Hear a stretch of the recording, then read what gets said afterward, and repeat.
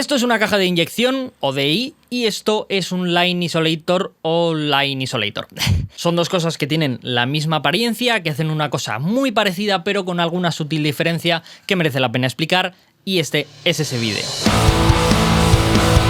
El que avisa no es traidor, y aviso que se viene un vídeo denso, ¿vale? Mucho lore, mucho texto para la real diferencia que hay entre uno y otro y cómo se deben usar, que eso yo creo que es bastante fácil de entender, pero también es cierto que es un montón de información, un montón de conceptos que voy a dar en este vídeo que está bien conocer más allá de tema guitarras y pedales y tal. Así que esos son muchos conceptos los que quiero explicar. Voy a intentar hacerlo de la manera más liviana posible, empezando por el fundamento básico de este vídeo, ¿vale? Cajas de inyección, Line Isolators, que son, pues básicamente son un transformador de un tipo de señal de audio a otro tipo de señal de audio, que funcionan además a base de transformadores, o sea, más lógico imposible. ¿Qué tipo de señal a qué tipo de señal transforman? Pues para eso primero te voy a explicar con un esquemita sencillo los típicos tipos de señal de audio que nos encontramos en entornos de estudio y directo con nuestro instrumento, nuestros amplificadores, nuestra voz, micrófonos, lo que sea. Vale, tipos de señales de audio, ¿vale?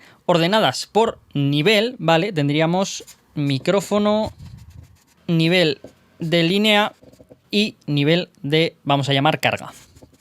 Vale, esto sería ordenadas de menor a mayor nivel de energía, por así decirlo, de voltaje, de ganancia, de volumen, como lo quieras llamar. Las señales de micrófono, que son las que entregan los micrófonos, tanto dinámicos como de condensador o del tipo que sean, es una señal muy débil. Luego está la señal de línea, que es como operativa, ¿vale? Ahora entraré un poquito más ahí. Y la señal de carga, que ya es una señal amplificada a muerte, ¿vale? Una señal con mucha potencia, la suficiente como para que sea capaz de literalmente mover unos conos físicamente para que produzcan sonido. Para lo que vamos a hablar de DAIs y Line Isolators, la señal de carga no nos importa, pero yo la incluyo en el vídeo, como decía, porque hay muchos conceptos que está guay conocer. Por hacerlo muy sencillo, vamos a tomar como ejemplo un micrófono de voz que está en un escenario, por así decirlo, pues vamos a seguir todo el recorrido que haría hasta sonar por los altavoces de una megafonía de un concierto, por ejemplo. Evidentemente, vamos a poner que es un cantante, ¿vale?, que tiene un micrófono en la mano. Ese micrófono lo voy a conectar mediante un cable a una mesa de mezclas. Lo que decía de que la señal de línea es la señal operativa es porque es donde se trabaja con el audio, donde se procesa, ¿vale? A este nivel, en el nivel de línea. Yo conecto mi micrófono a una mesita de mezclas y en la mesa de mezclas lo primero que se hace en los conciertos, lo sabréis,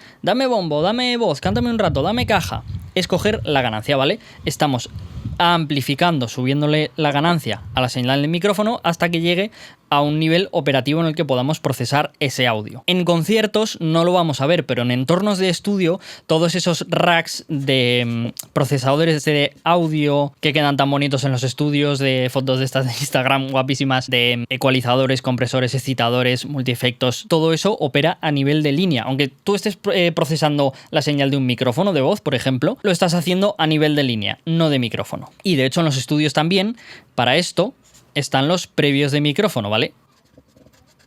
Joder, escribo como el culo.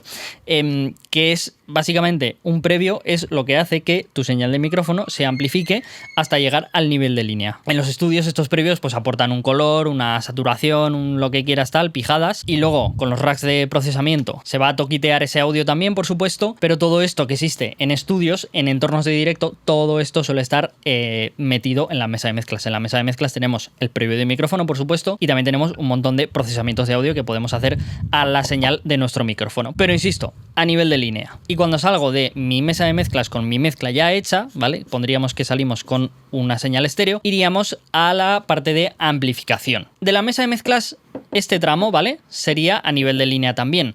Lo que pasa es que la señal de carga a veces no se ve, ¿vale? Porque muchos altavoces son autoamplificados, es decir, que yo le entro a nivel de línea y ya directamente en la misma caja, por así decirlo, está el altavoz que suena, pero también el amplificador que coge la señal de línea y la levanta mucho más, como decía antes, para ser capaz de mover un altavoz. Pero por supuesto también existen soluciones en las que en una caja, por así decirlo, viene el altavoz y en otra caja viene el amplificador de potencia. Una que nos conocemos perfectamente, los amplificadores de guitarra de cabezal y pantalla. Yo tengo una pantalla que es única y exclusivamente una caja con dos altavoces y un conector, y el amplificador es lo que coge mi señal, en este caso de instrumento, ¿vale?, pero la amplifica mucho para conectarlo luego a los altavoces. Ese cable que nos venden siempre, esto es un cable de carga, es muy importante no usar un cable jack normal para conectar el cabezal a la pantalla, porque la señal es muy fuerte. Por esto, porque es una señal amplificada de cojones. Por supuesto, también hay empresas y marcas de megafonía de conciertos súper tochas que trabajan en pasivo. Tú tienes colgado un line array de 20 altavoces en cada lado del escenario, que son solo, digamos, la caja con los 2 altavoces, pero luego en el suelo están las etapas de potencia, y desde las etapas de potencia hasta esos line arrays que están colgados desde el escenario, pues voy con unos cables la hostia de gordos. Vamos a ponerlo aquí, ¿vale? Altavoces. Una vez más, mucho texto para a lo que voy realmente. Por aquí, ¿vale? En tierra de nadie está la señal de instrumento, que es la que tienen nuestras guitarras, nuestros bajos, guitarras acústicas, pads de batería, todo eso, ¿vale?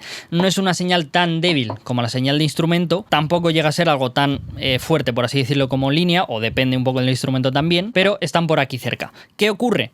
Que aparte de tener el nombre, por así decirlo, micrófono en línea o señal de carga, vamos a ponerle también el apellido. Señales balanceadas y señales no balanceadas. Esto que tengo aquí, que lo conocéis perfectamente, por supuesto, es un cable jack de toda la vida mono. ¿Qué tiene esto? 2 pines, un tip y un sleeve. Por eso a este conector, aparte de jack mono, por así decirlo, se le llama conector tipo TS. Este cable es capaz de llevar una señal por este pin y otra señal por este pin, ¿vale? Dentro de este cable hay 2 cables. En este tipo de señal, que es un tipo de señal no balanceada, tenemos, digamos, un vivo, un positivo, que es por donde va la señal de audio, y el negativo, que es la tierra del circuito eléctrico que estamos montando, aunque sea de audio. Este tipo de cables, señales mono no balanceadas. Ve quedándote como con esos conceptos, ¿vale? Este tipo de cable puede llevar una señal mono no balanceada. Da igual un poco qué nivel lleve. Esto que tengo aquí, ¿vale?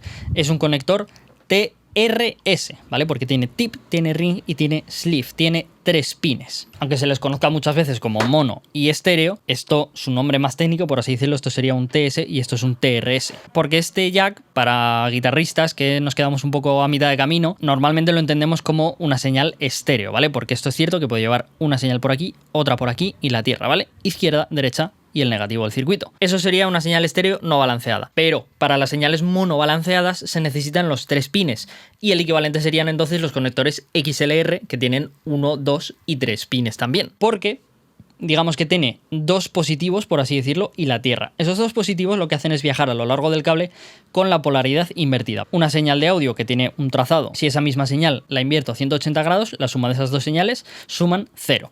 ¿Esto qué hace? Que a lo largo de la longitud de este cable, digamos que evitamos un montón de ruidos, interferencias y cosas así, ¿vale? Por eso es una señal, digamos, mejor. Esto que es un cable XLR macho-hembra, ¿vale? Esto lo habréis visto para micrófonos.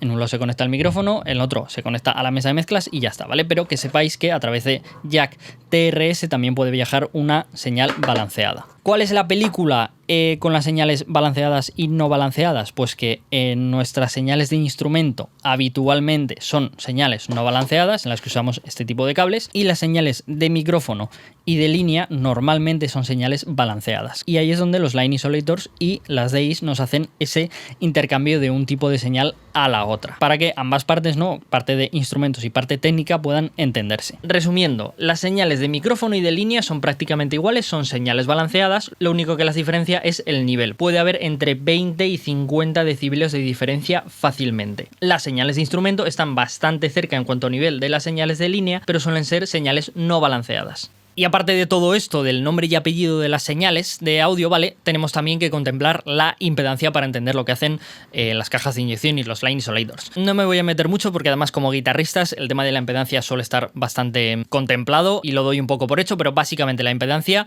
se mide en ohmios. Además es como la resistencia que tiene la señal de audio para viajar a lo largo de un cable, ¿vale? A más impedancia, más dificultad, con lo cual la señal, digamos que puede viajar durante menos metros, y si le meto muchos metros de cable, la señal se degrada, ¿vale? Cuando tengo baja impedancia, la señal no tiene ningún problema en viajar a lo largo del cable, y puedo tirar un cable de 200 metros que la señal no se va a degradar, no se va a percibir un cambio de sonido porque el cable sea largo. Los instrumentos normalmente tienen alta impedancia, ¿vale? Guitarras, bajos, sobre todo pasivos, guitarras acústicas, teclados, pads de batería, todas esas cosas, ¿vale? Suelen tener la impedancia un poquito alta. En origen, atención a esto, luego lo aclaro. Y señales de micrófono y señales de línea suelen tener la impedancia bastante baja. Y ahora sí, atención, voy, sabiendo todos estos conceptos y todos los nombres y apellidos que le podemos poner a las distintas señales de audio, voy con la diferencia real entre una caja de inyección y un line isolator. La caja de inyección transforma una señal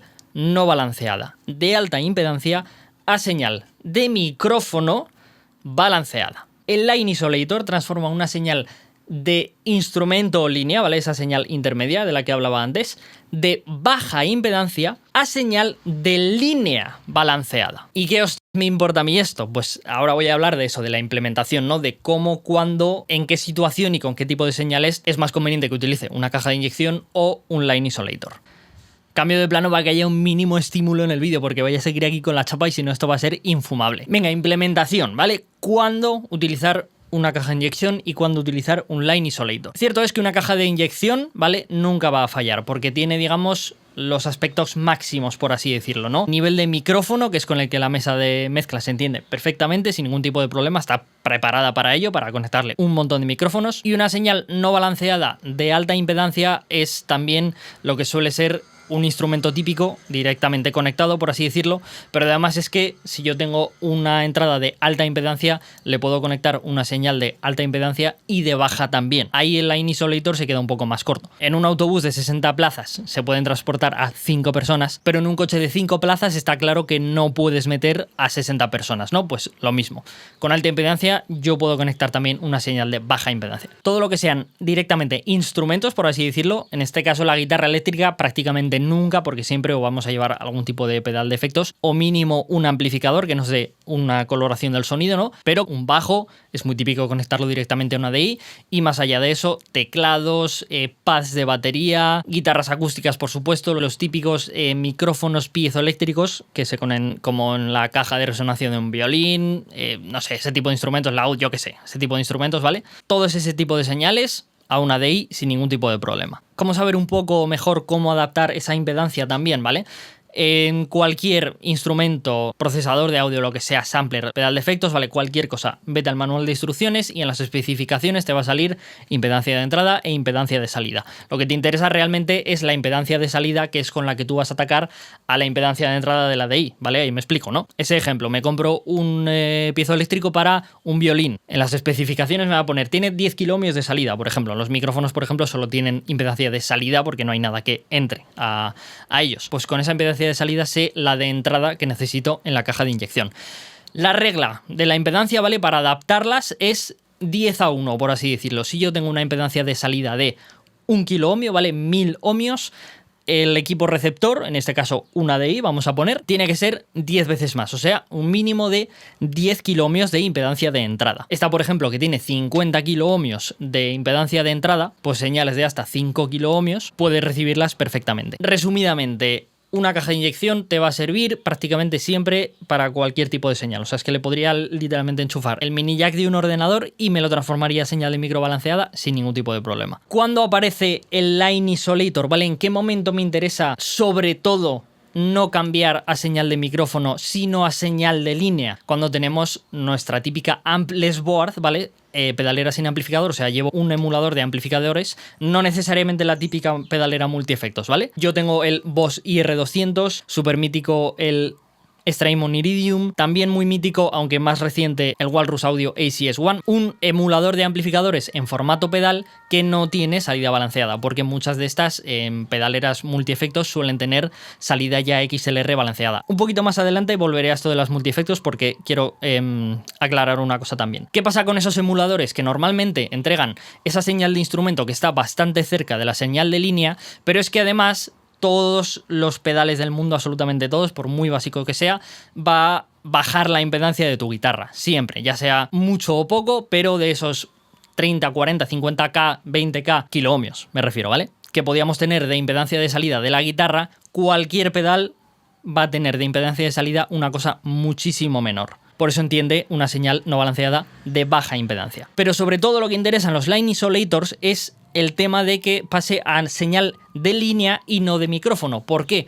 Porque así no pierdo decibelios por un tubo. Entre la señal de micrófono y la señal de línea hay un montón de decibelios de ganancia que le tengo que meter al micrófono para llegar a la señal de línea. ¿Qué pasa? Que estos emuladores están muy cerca de la señal de línea, entonces lo que ocurre si yo le meto una DI es que al pasar a nivel de micrófono le estoy quitando fácil 30 decibelios que luego en la mesa de mezclas me van a tener que volver a dar. A mi izquierda tengo una mesa y a mi derecha tengo una estantería, ¿vale? Este pequeño Lego, ¿vale? De una zapatilla que me regalaron por una promoción de no sé qué mierda. Si yo lo tengo en la mesa y lo quiero mover a la estantería, usar una DI en el caso de utilizar uno de estos emuladores. Es como si yo cogiera el Lego, lo desmontara y lo metiera en su caja y luego me fuera a la estantería y lo sacara de la caja y lo volviera a montar ahí, ¿vale? Cuando puedo cogerlo con la mano, dejarlo ahí y ya está. Es lo mismo. Estoy cogiendo mi señal, le estoy quitando un montón de decibelios y luego en la mesa de mezclas los estoy volviendo a levantar. Y eso es lo que el Line Isolator respeta tremendamente. Yo a la ganancia, por así decirlo, que le entro con la señal del emulador, sale por aquí sin perder ni un solo decibelio, pero transformado a la señal que la mesa de mezclas entiende, porque la mesa de mezclas entiende señal de micrófono, pero también señal de línea. Y no tengo que meterle ahí 30 decibelios o 40, los que sean, sino que prácticamente dejando la ganancia a 0, en la mesa de sonido se va a subir el fader y automáticamente la señal va a estar sonando al mismo nivel que el resto de micrófonos y señales de la banda. Un poquito más adelante en el vídeo voy a hablar un poco de mitos y realidades y polémicas que hay entre los Line Isolators y las cajas de inyección, ¿vale? Una opinión como más real del uso y no tan técnica, pero antes quiero volver a lo que he dicho antes de el tema de pedaleras multiefectos, digamos que ya te dan un sonido final absoluto.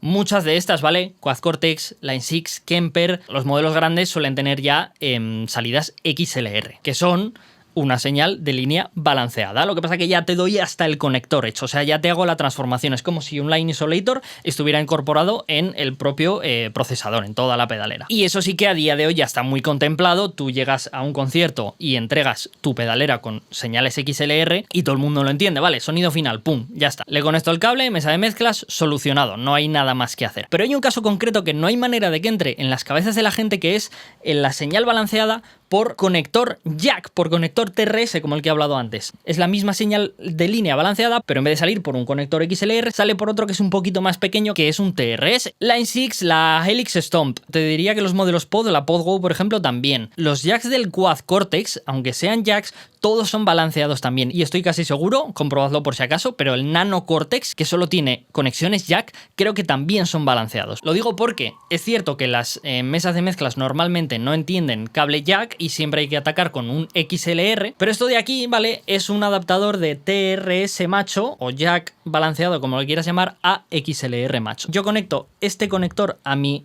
Helix Stomp, por ejemplo, que tiene salida jack de línea balanceada, y lo transformo a XLR balanceado, que esto lo puedo conectar a la mesa de mezclas directamente. Lo digo porque las salas de conciertos y empresas de sonido directo suelen tener DIs, pero no Line Isolators. Y he visto 1.000.000 de veces conectar a una señal de salida de línea balanceada por jack, un jack normal, con lo cual el balanceo de la señal ya te lo has cargado, conectarlo a una DI, con lo cual estás volviendo a balancear la señal, pero encima quitándole decibelios, y luego la mesa de mezclas volviéndoselos a dar. O sea, no solo has quitado los decibelios, es que también has quitado el balanceo de la señal para volverlo a dar. O sea, has dado 2 pasos para atrás en vez de solo 1. El Lego este de la mesa, ¿vale? Lo he desmontado, lo he metido en la caja. He ido a la tienda, lo he devuelto, lo he vuelto a comprar, lo he sacado de la caja, lo he montado y lo he dejado en la estantería. Y esto es por de esta de técnico de sonido, decir, vale, un jack, vale, pues una DI, boom, ya está. Y estoy seguro que además le dices, oye, mira, es que resulta que es una señal de línea balanceada, que lo único que tengo que hacer es esta adaptación, y ya esto sirve para conectarlo a la mesa directamente sin perder decibelios ni nada, y te va a decir, que me estás contando, primo, que tú eres guitarrista, cállate. Entonces tú vas a la Helix Stomp y dices, oye, ¿tú ves que aquí pone val barra un val? Pues que si conecto esto, tú sabes que tienes estudio que esto es una señal balanceada. Y a lo mejor se lo intentas pelear, no sé, en plan, es que es una cosa que no tiene ningún sentido, que se hace constantemente, que no tiene ningún sentido.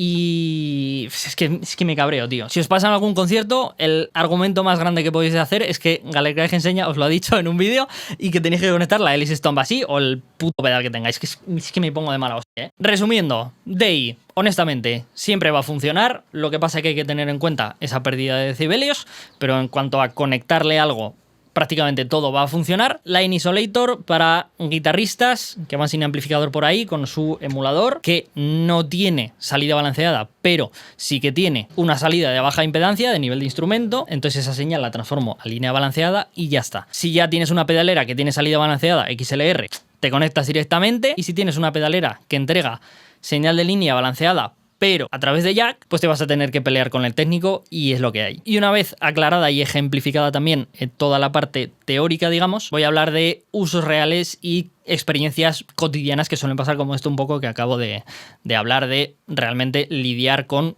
técnicos de sonido y tal. Y ahora voy con un poco la realidad y la polémica que me genera un poco los Line Isolators, ¿vale? Las cajas de inyección llevan existiendo décadas, o sea, toda la vida, desde que en un mismo entorno existía un instrumento y una mesa de mezclas, aparece la caja de inyección de toda la vida. Bajistas lo sabréis perfectamente, en muchos conciertos os habrán puesto una DI para conectar el bajo directamente limpio a la mesa de mezclas. Por eso muchas tienen una salida linkeada, una copia, para conectarse a un amplificador también, y muchos técnicos pues les gusta jugar con la señal del amplificador y la señal limpia del bajo. Y no sería ni la primera ni la última vez que se haga conectar un emulador de efectos a una DI. Yo con esta DI he ido a conciertos y a mí nadie me ha dicho nada, ¿vale? Y mi guitarra ha sonado por la megafonía del concierto sin ningún tipo de problema. Porque la caja de inyección es como más todoterreno, ¿vale? La entrada jack, que yo le voy a meter mi instrumento, por así decirlo, es de alta impedancia. Entonces le puedo meter una señal de alta impedancia, pero es que también le puedo conectar una señal de baja impedancia. Y sí, lo que decía antes, ¿va a bajar la señal 30 decibelios tranquilamente para que luego en la mesa de mezclas le vuelvan a dar esos 30 decibelios? Sí, estás quitando una cosa que ya tiene tu señal para volvérsela a poner, pero lo cierto es que las mesas de mezclas a día de hoy están preparadas para meter muchos decibelios de ganancia sin meter ruidos ni cosas así. Pero es por nuestra culpa, la de guitarristas, que aparecieron los line isolators, porque nos ha dado por utilizar nuestros emuladores, que ya tienen una señal prácticamente de línea y por eso no hace falta quitarles esos decibelios y volvérselos a dar en la mesa de mezclas. ¿Qué ocurre? Que yo creo que las empresas se han aprovechado de esto un montón y de lo puretas que somos los y las guitarristas y lo que nos importa nuestro tono y la cantidad de pasta que somos capaces de dejarnos en una cosa que lo único que hace es transformar nuestra señal en otra sin aplicarle nada al sonido. Y pues tenemos las Walrus Audio Canvas, por ejemplo, que son las que más han petado, por así decirlo, el tema de los line isolators, pero ya había opciones antes como los de ISO, no sé de qué marca son, pero pondré fotos y tal. Goodwood Audio tiene varios, además, pero el más preparado para todos es el Longline, que es un line isolator también y funciona como DI, etc. Ahora Radial, que es una marca de toda la vida dedicada a productos que, digamos, transformación de unas señales en otras, ¿vale? Tiene DIs a saco, ha sacado su propio line isolator y lo que ocurre es que valen una pasta y no entiendo por qué, si es el mismo fundamento básico de una DI de toda la vida, con prácticamente los mismos componentes, y valen un pastizal. Una caja de inyección Radial, que es lo más top, sí te puede costar 150 pavos. Pero eso es lo más top. Esta caja de inyección nueva cuesta como 30 o 40. O sea, y hay incluso más baratas. En los line isolators es como que no hay opción. Tienes desde 200 euros hasta 400. Y yo creo que es eso, que es como una cosa que está surgiendo ahora para una necesidad muy específica, que sobre todo tenemos guitarristas y bajistas, y las marcas se están aprovechando un montón de eso. De hecho, esto, ¿vale? Es una caja de reamp de la marca Palmer, que es la marca por debajo de Radial, por decirlo de alguna manera. Una caja de reamp, mucha gente lo sabréis, transforma una señal de línea balanceada que sale desde una tarjeta de sonido y la transforma a nivel de instrumento, ¿vale? Esto se utiliza para, yo grabo una guitarra directamente, sin nada, en el ordenador y luego me voy a un estudio, a un sitio donde tenga varios amplificadores y puedo esa pista pregrabada meterla a través de un amplificador y ponerle un micrófono y grabarlo a la tradicional, por así decirlo. Esto transforma línea balanceada a instrumento no balanceado, que es exactamente el mismo procedimiento, pero al contrario que haría un line isolator. Transforma instrumento línea no balanceado a línea balanceada. Y las cajas de reamplificación llevan existiendo muchísimos años también y cuestan en torno a los mismos precios que una caja de inyección. Te puedes gastar 30 o 40 pavos o te puedes gastar 150, pero no está en los 200 el precio inicial. Entonces, básicamente tenemos la opción de utilizar una caja de inyección y a correr, que además en muchas salas de concierto y en muchos estudios de grabación tienen sus cajas de inyección y no nos tenemos que preocupar por nada. O podemos optar por esto que os voy a vender aquí, que no está promocionado evidentemente porque no soy nadie, pero esto es un line isolator de AliExpress y sabéis que funciona de puta madre y no llega a los 100 pavos. De hecho, no es que sea 95, creo que me costó como 70 y algo. Lo he probado de todas las maneras posibles, he hecho un montón de pruebas y el resultado es perfecto. O sea, literalmente transforma mi señal de instrumento no balanceado a señal de línea balanceada sin perder decibelios por ningún sitio y el tono de la guitarra está completo, perfecto, sin tocar, no se nota nada, de verdad. O sea, chorradas, ¿vale? lo que digo, creo que hay marcas que están empezando a darse cuenta de esto, de que esto es un producto viable, y por sacarlo debajo de una marca que no tiene un renombre, que no tiene, yo qué sé, el mejor acabado del mundo posible, pues son capaces de ofrecer un producto con unos precios un poco más asequibles. Os dejaré alguna foto, ¿vale? Esto es de una marca que se llama Volanle, y eso, por menos de 100 euros tenéis un Line Isolator muy guay, que puede funcionar también como DI, ¿vale? En caso de que hiciera falta. Y el resultado, honestamente, es muy bueno. En este canal siempre intentamos tirar a cosas baratas para todo tipo de usuarios. Es cierto que es lo único que he probado, porque no estoy dispuesto a gastarme 300 pavos en un puto transformador, pero si por 70-80 euros tengo esto, el trabajo está hecho y está muy bien hecho. Y os la puedo recomendar 100%. La chapa ha sido una buena chapa, pero creo que he explicado un montón de cosas en este vídeo que merece la pena conocer y tener claras y saberlas para toda la cantidad de situaciones que nos vamos a encontrar en nuestra vida como músicos, de tener que interactuar con la otra parte, digamos, no musical, ¿no? Los técnicos, mesas de mezcla, productores, grabación, todo eso, ¿vale? Y está guay entendernos con esa gente y con esos equipos también. Así que nada, espero que haya servido. Cualquier cosa me lo dejáis en los comentarios. No me enrollo más, me callo la puta boca para siempre. Me llamo Ramón, muchas gracias por ver este vídeo y nos vemos en el próximo.